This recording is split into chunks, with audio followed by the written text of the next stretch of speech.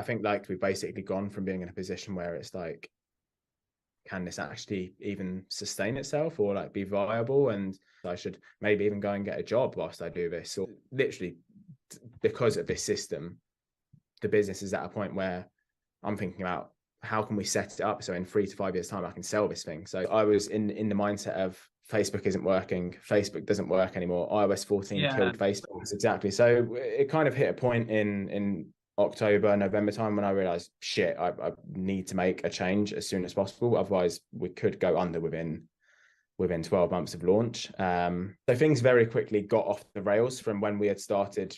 This was like January 2021, just to give some timeline to it. And then now we're talking like September 2021. So in 9 months, we built up to like 200K a month pretty much in May. But then things quickly dropped off. And then bringing in the agency just expedited that process because we were doing stuff badly on Facebook and all they did was, expedite that process. Yeah. They came in, launched 10 more campaigns, 100 ad sets full of interest groups, just targeting every single interest group you can imagine. No creative strategy whatsoever. Basically copying and pasting the ads that I already had and just running it towards interest groups, despite being promised, making new ads and stuff. And I charged 7.5K a month for that service. So I decided to cut ties with the agency, stripped everything back, so pulled away from all the advertising channels and just basically reassessed our situation.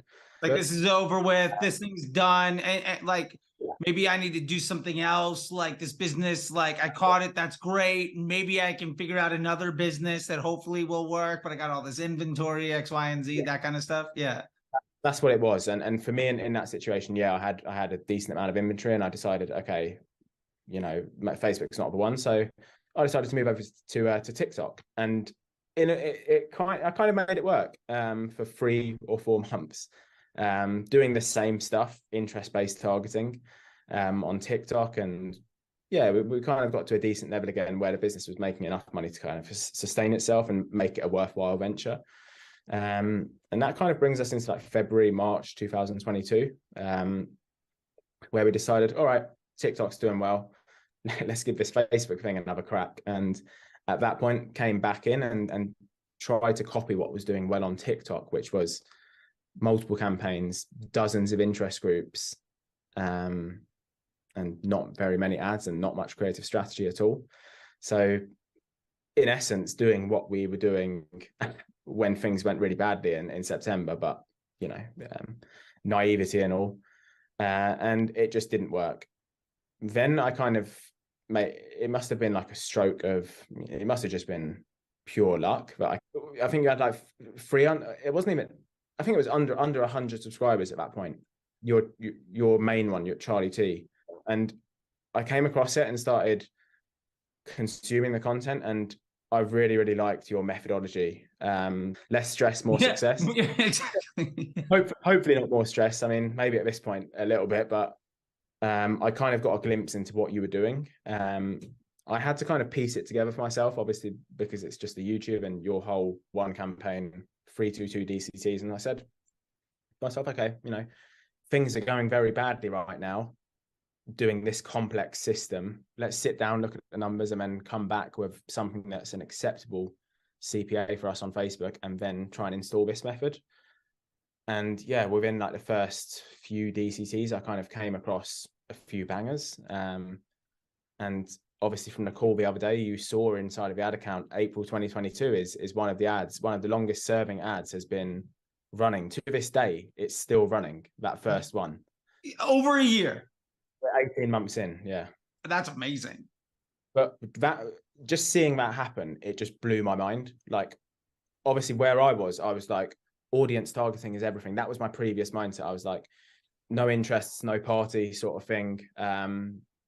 But seeing that running abroad, getting a considerable amount of conversions within its first few days really of running and just tearing away with spend, it kind of gave me instant belief in obviously you as a person and your teaching. I suppose for anyone it would. Sure. Had that not worked, I dread to think where we may be now. But luck was on our side, and it did. And from there, it kind of transitioned on, more DCTs, more success, until I kind of got to a point where I had the one campaign structure set up. You know, I had my 322, I had my DC, you know, my 2 DCTs, you know, I had my my sticky note with the 2 DCTs and my one improving. Like one of these. That's it. I pieced that together from the YouTube. Nice. But we kind of hit a point where the proving ground was just going away with spend, and nothing I could produce could deliver results. And this is now like June 2022, where, you know, naturally you start to see stuff drop off. Yeah. You know, that 6 week period that you talk about, which we've hopefully, as you say, it said in your email this morning, just got out the back of, because we could really do with it right now. Yeah, we were kind of in that period, and again, I was starting to have some, like, not complacency, but just, you know, just not really being too sure with what to do next. And sure, a lack of confidence in the direction, because I love the fact that just doing the free stuff got you from, I might not be able to do this, to, oh my God, this is great. What else can I do to even take more advantage of it? Like, that's phenomenal. It makes me just so happy. The free stuff got us back to 6 figures, basically what we were doing the previous year, when stuff was like 10x ROAS, which I think says a lot, actually. We were at 10x ROAS at that point, because that's what the number that we cared about. But then we switched to, obviously, the CPA model and the PS. At that point, I suppose I didn't know it was PSM, but I kind of actually was working. And then doing that got us back to that same revenue. But yeah, like you said, I kind of hit a point of diminishing returns. I really, really liked you as a person, just all your content on YouTube, and decided, yeah, let me kind of search this guy up, see what more he has to offer. You know, at that point, I wanted to speak to you one-on-one, not knowing that you had the MBA program. And I think, you know, you and I sat down in I think July time, had a chat about the MBA, and yeah, I had like 100% confidence that it was going to work. It was just a matter of time. So obviously we went ahead with it, sat down for, you know, a week or two consuming all of the MBA content, which is just, again, what is inside of the YouTube is completely different to what is inside of the MBA. What is in the MBA kind of gives you the answer that you've been looking for with the YouTube, and it certainly did with me.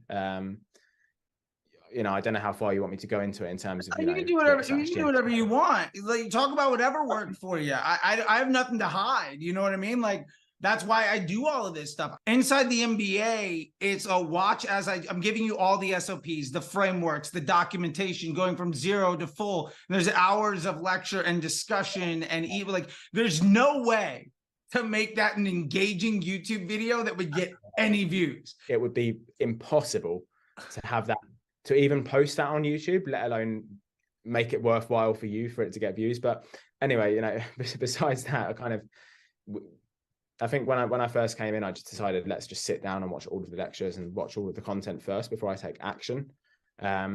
Immediately, I knew that ecosystem ROAS was going to be extremely valuable based on my kind of scratching the surface of PSM. So yeah, I suppose within my first few weeks of the MBA, I knew it was going to be successful. Like I said, it's just a matter of time. And once I kind of had the systems, the processes, you know, ecosystem ROAS, Scrum Doc, all that type of stuff implemented, that's when we were kind of just like ready to kind of, okay, let's just take this thing and just take it to the next level, because we had confidence in what we were doing at that point. I've got to say as well, you know, Golden Bear was definitely another moment. It was Golden Bear was like the moment that I had when I discovered 322. Gotcha. That just like, oh my God, like you just leveled up.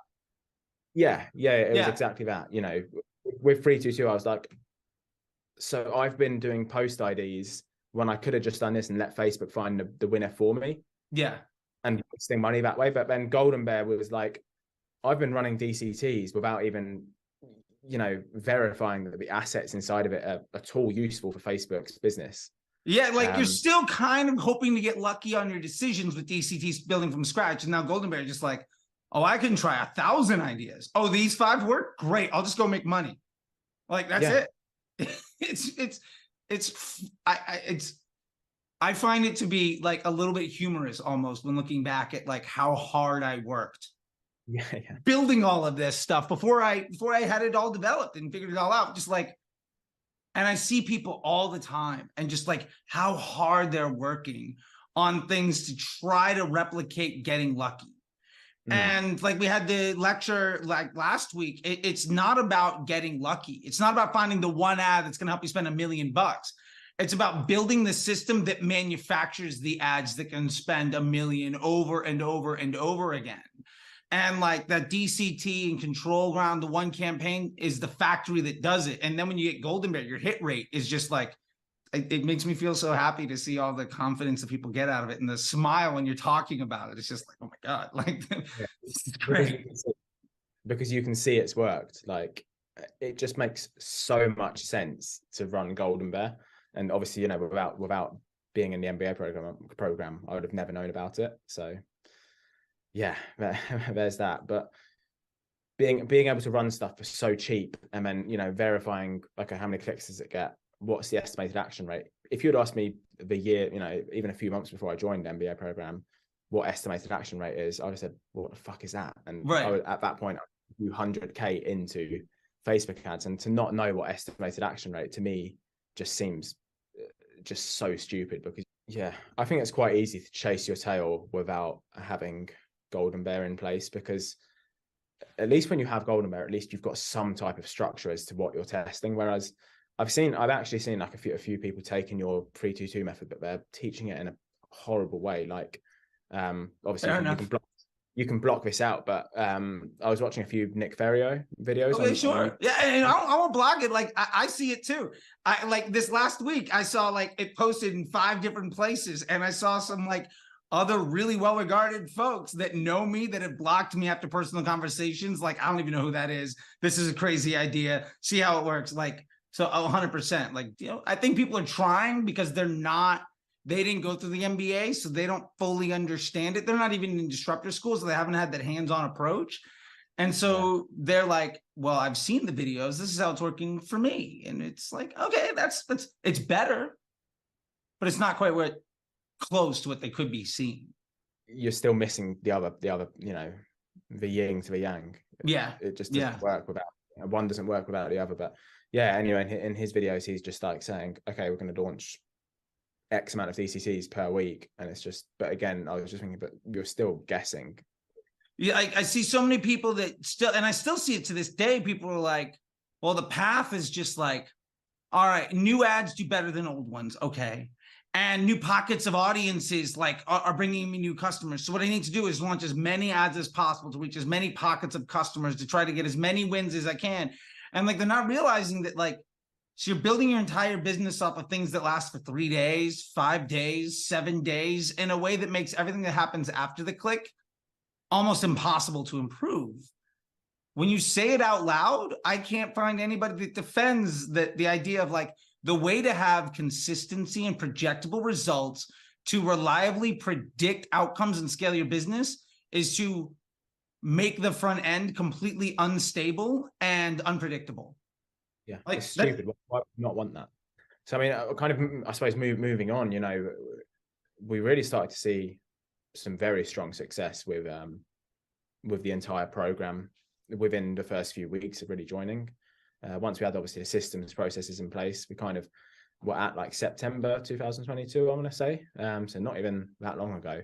But at that point, I still didn't have, for some reason, I still didn't have full belief in Golden Bear. Yeah, we kind of got to a point where we were like, okay, we've got a solid, we had built out a control campaign at that point, and we had separated our one campaign, which was now our testing campaign, from the control campaign. And we were seeing a lot of success with that. And then we decided also as well to bring in the whole automated rules system. Nice. So we were at a point where we were spending like a considerable amount of money per day on Facebook. But then it was just, at that point, it was just like, okay, cool. What's the next ad that's going to come in and just swallow up spend and take us to the next level? And Golden Bear completely unlocked that for us. And I'd say like December 2022, we came across some pretty strong performers that you would have seen in the creative strategy call the other day with Sarah. As soon we had one that's still running again today. As soon as it came into the account from, you know, fresh out of Golden Bear into DCC, it just exploded in spend. we couldn't, we pushed the budget higher and higher in testing until we just thought, fuck it, let's just drop it into control and see what happens. And immediately took over spend. And we're in Q1 of this year, we did our entire revenue for the previous year. Wow. In the 3 months. That kind of says a lot. Yeah, it was a nice way to start the year. And we were able to massively scale. We were able to 3x the spend in the space of 3 months. We're still hovering at about around that level because, whilst April and May were good, June has been. Hey, look, if you're pulling back to only doing in 3 months what you did the previous 12, like, you've got bigger, that's not the world's biggest problem. You know what I mean? Like, that's okay. And come Q3, Q4, I'm sure you'll double that. Yeah. Well, that's kind of what we're building towards. I've kind of just accepted it for what it is, where, June, this month is CPA just is going to be a bit higher inside of our ecosystem. And that's fine. We've got the room to allow for that. For me, these past few months, it's just been about, okay, what can we now do off of Facebook? How can we improve the website? How can we improve Amazon listings? We obviously do a lot of business on Amazon. And then one other thing, actually, speaking of Amazon, is when I first came in, I had no idea how to integrate Amazon with the ecosystem ROAS until I just decided, how about I just take total sales from the business divided by total advertising spend, and just have those columns built out inside of my ecosystem ROAS and Scrum Doc, and just run the entire business based on how much did we spend on advertising overall, Facebook, Google, so forth. How much money did we make? And I can sleep easily running the business that way. It's just so much easier than trying to hit a $20 CPA on Facebook, 15 on TikTok, 10 on Google. Yeah, like the idea of the idea of chasing an attribution based solution to revenue doesn't, it's a nightmare. Like, I've done that where I had a 6-figure daily budget across 5 different platforms for like a 9-figure business. And it would take 3 days to figure out what happened the week before. 6 months later, I was ready to just jump off a bridge. Like, there's just like, and the worst part, the next year we were in the exact same place we were the year prior, because all I'd done was chase my tail on more or less the universal things that were happening in the environment. Oh, Q1 super cheap, Q2 gets bad. In the summer, things are terrible. Q3, Q4, just normal consumer behavior. And when it came back around, I was in the exact same place where I started. And a lot of what we talk about in the MBA is some of the solutions and tools that I built to not have that problem the next year. And well, the next year we were at a spot that was about 4 times bigger than when we started. And within 12 months of that, Deloitte bought the business and I was no longer there. So like, it was a great thing. 15 to 95 in about 18 months, basically following that path, which is great, and that's what I love about the MBA, because it's a system that you've used to get a business that got bought by Deloitte. I think that says everything that you need to know. And I think the other thing that I like about the MBA is what you just touched on, where you're talking about the whole dynamic. Throughout the year, you're creating content and teaching us stuff that is relevant to what's going to happen next. So like February or was it January, I think this year, you were talking about, let's start to implement some Reeb upsells. Let's build in some stuff that, increases our basket value before, June time comes around, where your CPA is just naturally going to rise. So it's almost like working with someone who is working 3 months ahead of you. Fair enough. Yeah, I'll take it. Yeah. A decent compliment. There's a compliment in there somewhere.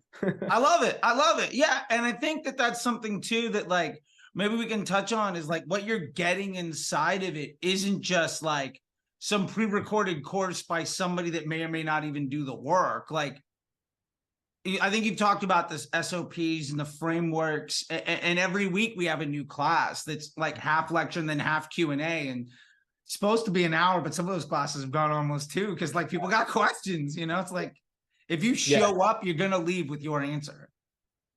That's it. Exactly. I think that's so valuable as well, because like, moving on from the SOPs and frameworks and the previous lectures, which everything's recorded. So I've gone back and watched like probably at this point like 90 hours worth of lectures. Fair enough. Yeah. But that's like the beauty of it, that it's not just a pre-recorded course with a few smashed up Google Docs, Google Sheets, and you kind of bring people in and you're like, okay, there you go, just follow that and you'll learn. Every single Thursday, you know, without fail, you're inside of the Zoom call with a brand new lecture that's relevant to the time of year, relevant to what we've been speaking about inside of the, you know, the Facebook group or the Slack.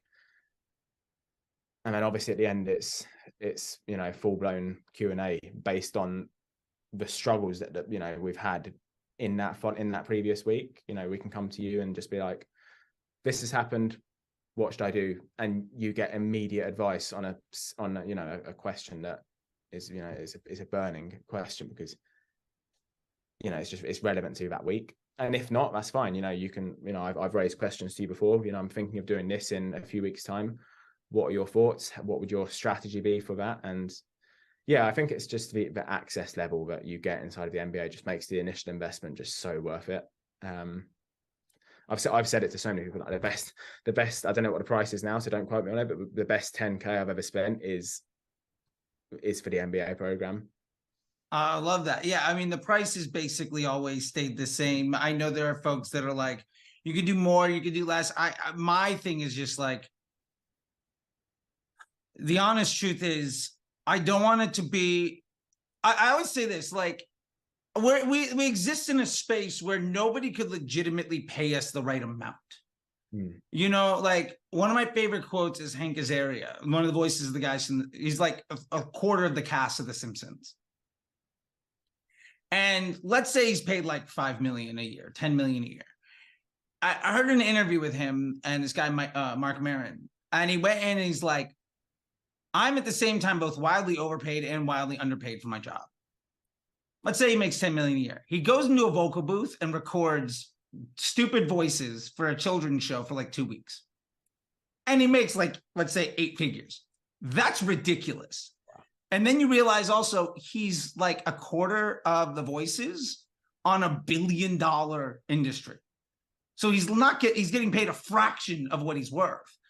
And my point to that is, like, I think any media buyer, whether you're a brand owner or whatever, but the concept of the media buying, of the running the ads, like, you could pay somebody $100, you could pay somebody 100,000. There's no way that, like, their value is how the operator uses it. And so for me, like, the business model around the MBA program and that entry point around that number is always been, how do we make it accessible enough that, like, anybody could get into it, right? Like, anybody can make this work.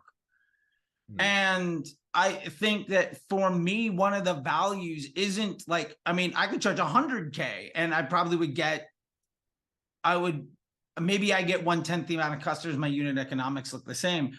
But one of the things that I value the most about the MBA and I love is on the weekly calls and inside the community, every new person is bringing in new knowledge and new problems. And like on those calls, I get messages from so many people that are like, the question somebody that they didn't know asked that they weren't even thinking about was the fix to the problem they weren't even aware of until like 2 weeks later. And like you're talking about, like, I go back and read watch the old lectures. It's somebody else's question from like 3 months ago or June of last year, where their answer was the problem that you face tomorrow that you weren't even aware of.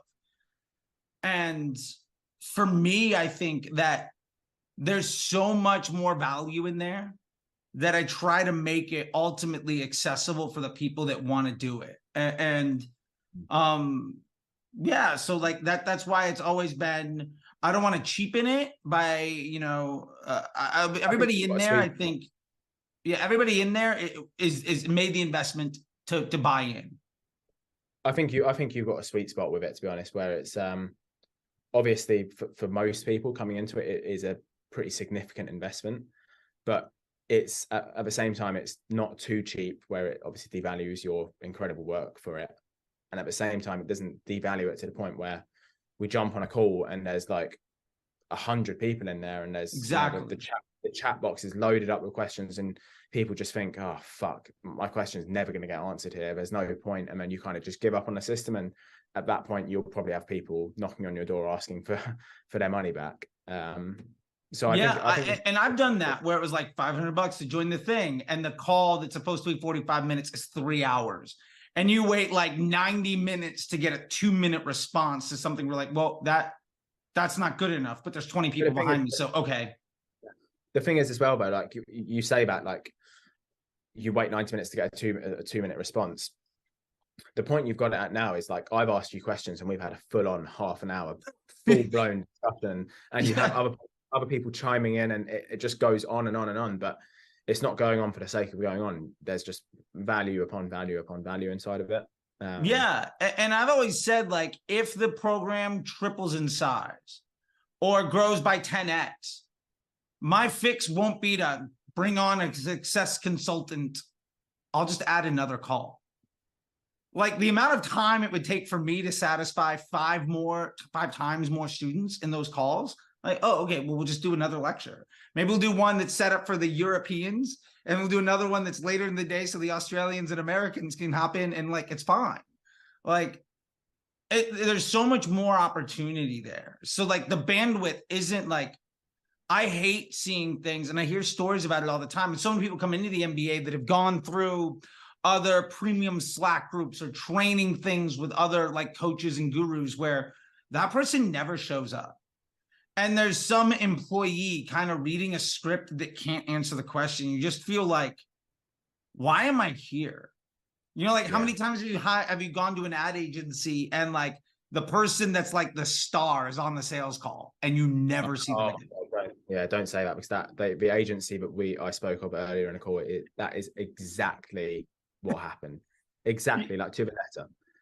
And it's like, amazing salesperson on the call promised the world, I thought this is going to be the best thing ever, the business is going to take off, and what happened was the complete opposite. So yeah, but you know, to your point where you're talking about being present in the Slack, I just think that's so important, and it's just one of the things that if I were you, I wouldn't change a thing in the whole that you've got. I wouldn't change a thing because you've got it perfect.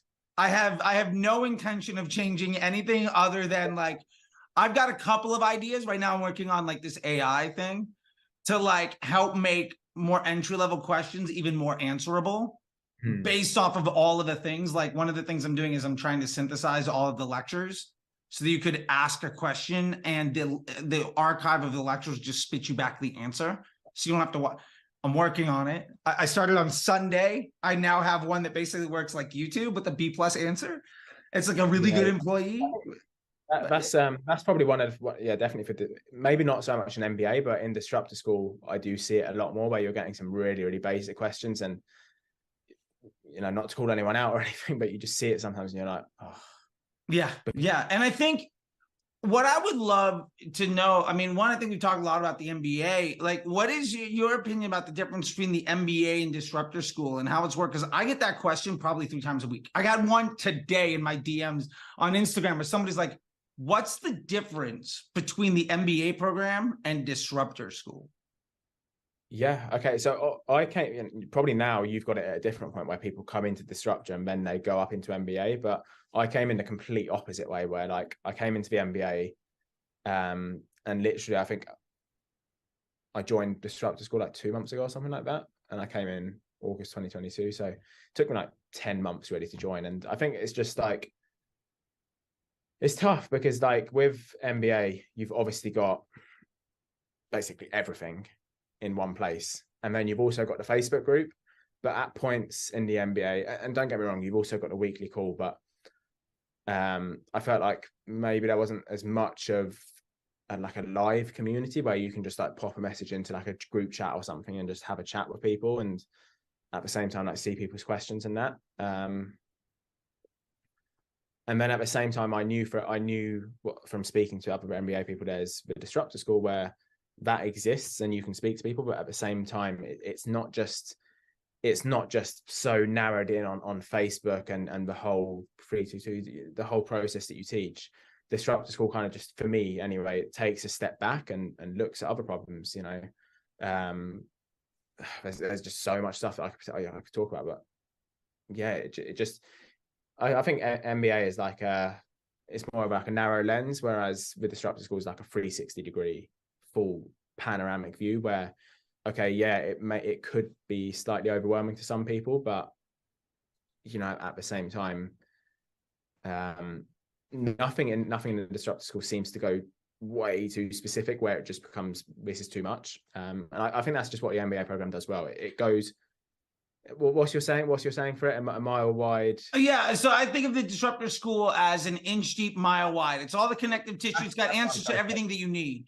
The MBA program is, how do I become like one of the best in the world at this one very specific? If I want to run Facebook ads and I want to do it in a way where I'll never have to pay anybody else to ever do it again, and it requires an extremely small amount of time of my week, and my bank account is going to explode as a result. That's the MBA. Once I have that, or maybe I already have a business that's working, the disruptor school is great for everybody that's got a successful business, but needs to figure out all the other pieces. Like there's, and that's really the idea is, I think there's a lot of folks that'll promise you the moon and you can get going. I'm not a teach you how to crawl, right? Like disruptor school is get you from like walk to run. And the MBA program will make you like an Olympic level runner, right? But you're not going to learn how to do the other things.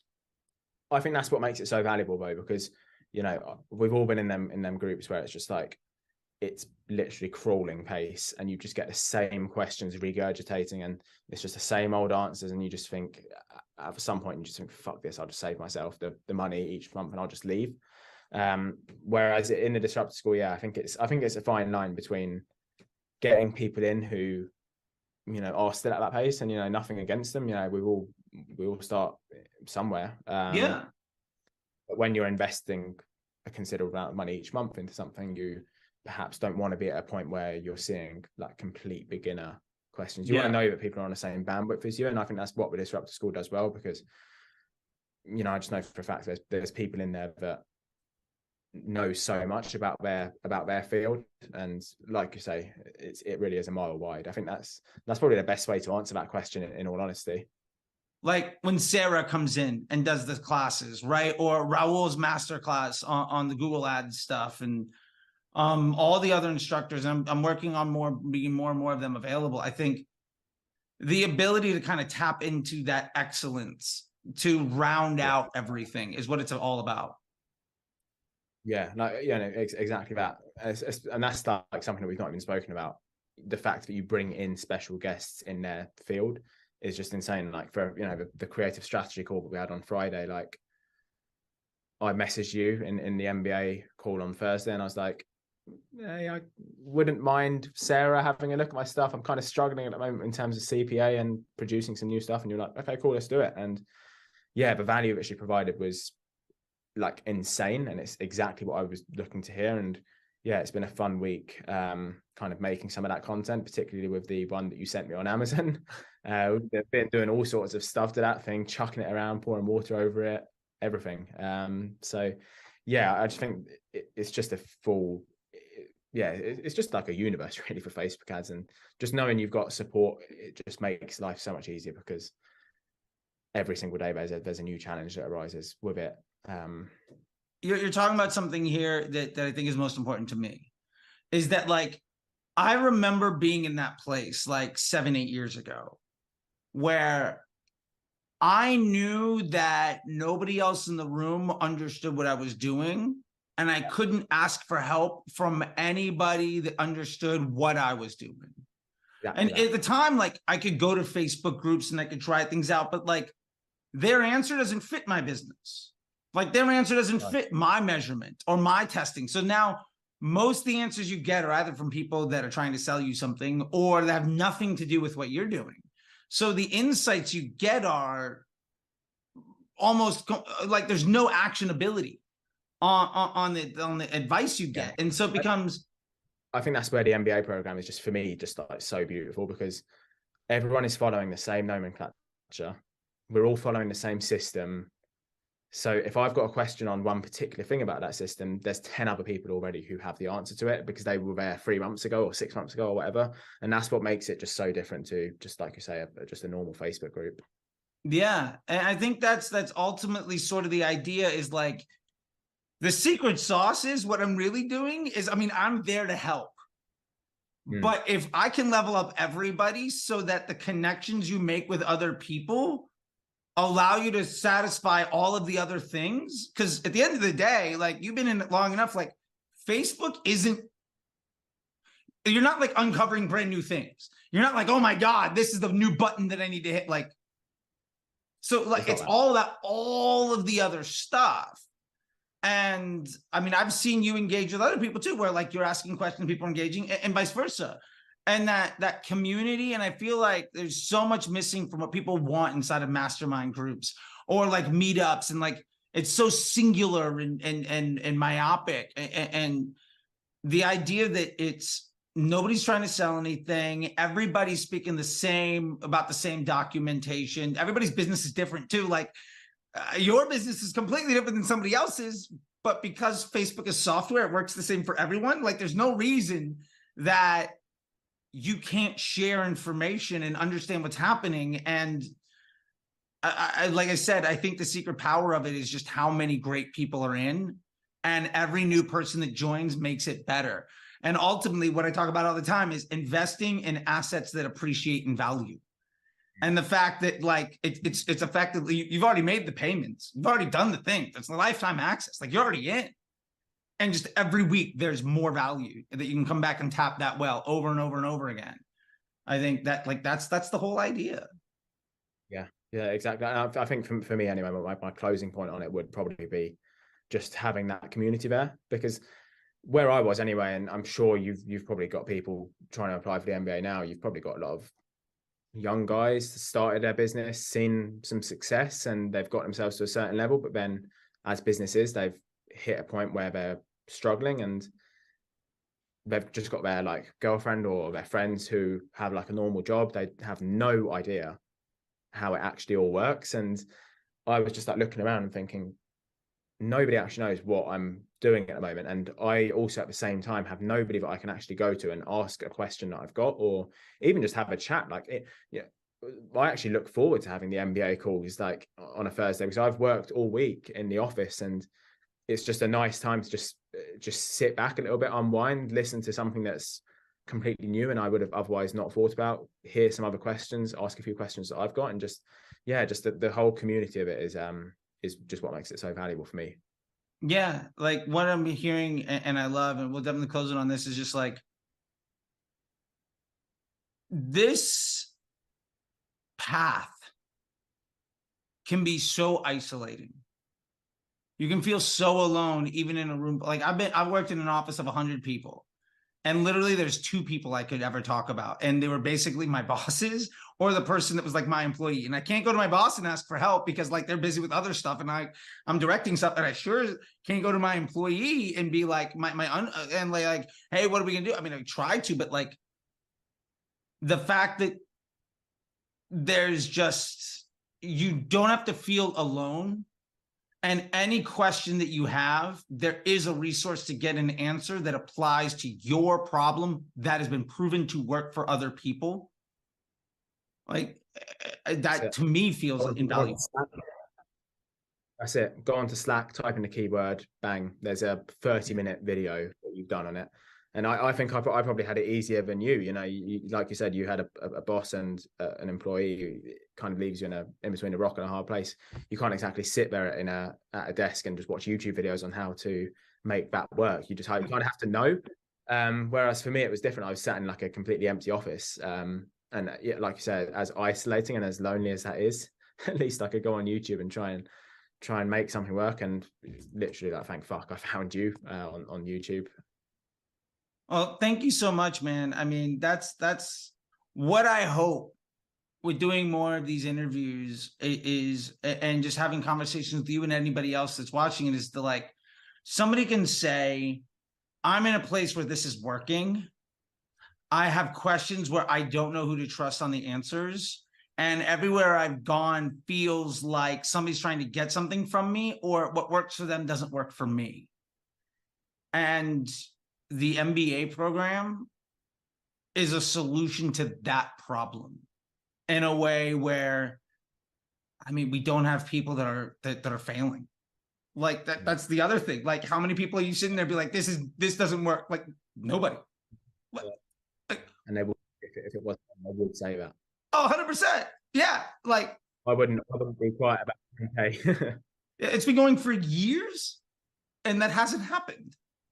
Like, I think that says a lot. And we've had people come in with stuff that's failing that are building family businesses now. We've had people do exits. We've had everything under the sun, from lead gen and insurance companies to like pet brands, like D2C, SaaS, lead gen, e-com, ad agency owners, marketers, brand owners. Folks like yourself are kind of the have to do everything, and then you just hire the other people so you can get back to the one thing you're doing. Like, it's everybody.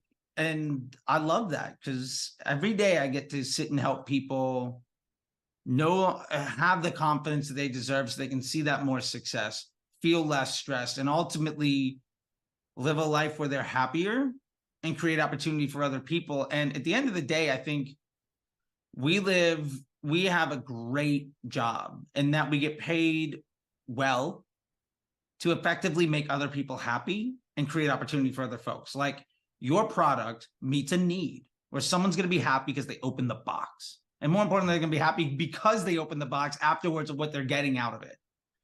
Hope it made you smile. Yeah, it did. It did. Absolutely. Right. Like, and you're creating jobs while doing it in a place where you're no longer having the fear of, will this work? And I don't know what to say. I don't know where to ask, and I'm lost and alone. Yeah. And that to me is why I do it. Like, that's the, like, oh, that's my thing. I found my thing in life. Like, great. It's awesome. And so I really appreciate it, because I get to have chats with people like you all day where you're just like, yeah, this is great. I love it. What else? Like, give me more. I'll just take it. And I'm like, all right, great. I'm working on it.